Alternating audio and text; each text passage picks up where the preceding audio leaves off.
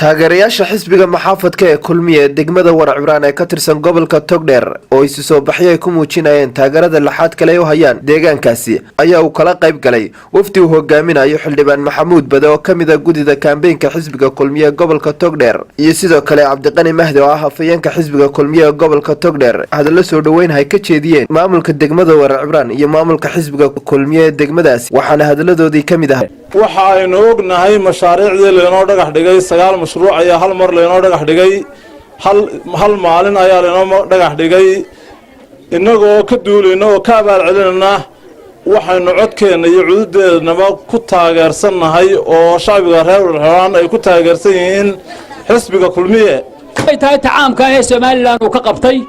iyo haday tahay takhaaska ee uu degmadeena ka qabtay ee kala nooc la tirin karin inta halganka loo madaxweynaha mustaqbalka Muuse Biixi Cabdina loogu halgamaya ee qaydkii u jeexay inuu maray isagana loo doonaya waxa weeyaa wax qabadkii kulmiye Muuse Biixi oo maalintii aanu asaarta ku dhiibnay calankii iyo asaartii Soomaaliland maalintaan ku dhiibnay anagu madaxweynaha ku saxeexnay dhaartii un baa ku harsanay ogow dhaar xisbiga kulmiye taageerayaasha reer Warcibraan halkay maraan baa taageerayaasha kulmiye marayaan inaga hogaaminayna waxaanu ku nacnay oo kaga tagnay xisbiga wadani waxa la yiraahdaa 24 hours 24 saacadood Cabdiraxmaan Ciro wuxuu ku wadaa xamar buu inagu wadaa mar qura waxaanu ka weynay gudoomiyaanu taageersanayn hore u taageersanayn waxaanu ka weynay afkiisa waxaanu ka weynay isagoo intuu isa soo taago miidiyaha yiraahdo waxa la idin sheegaya waa beento Muuse Biixi madaxweynenimada warkeedii sayid ciro waa laba horaan waaxid ku xigeenay wax qabadkii wasiir xaashiba wali xasuustay taageero wanka u galay bulshada fahanka weeyaan waa cali mareexaan ninkan maanta wacayaay inanka Muuse Biixina kursiga aynu ku beegnay in Allah u barakeeyo hawliyaraan ugu boodo oo boqorkii ka horeeyay waasiila iyo halkiisii ka bilaabo wadadii aanu ka baydhin ilaah baan baryayaa balaaminta u buura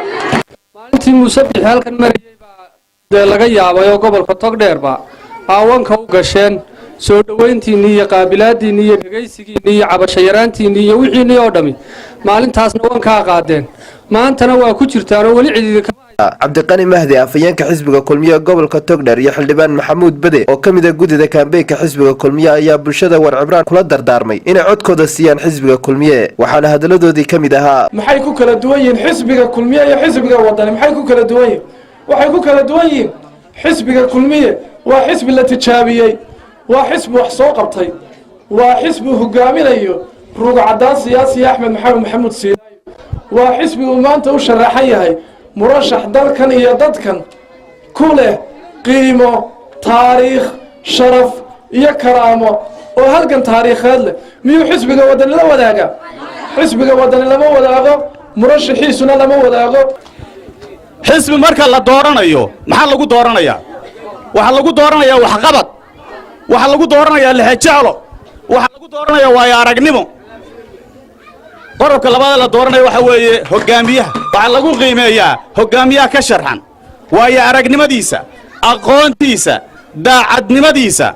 arwaxas leeyahay xisbiga kulmiye kaalintii looga baahnaa waa buuxiyay waa yalla Xasan Salabaan ayaa la BM TV-ga caalamiga Somali News magaalada Burco.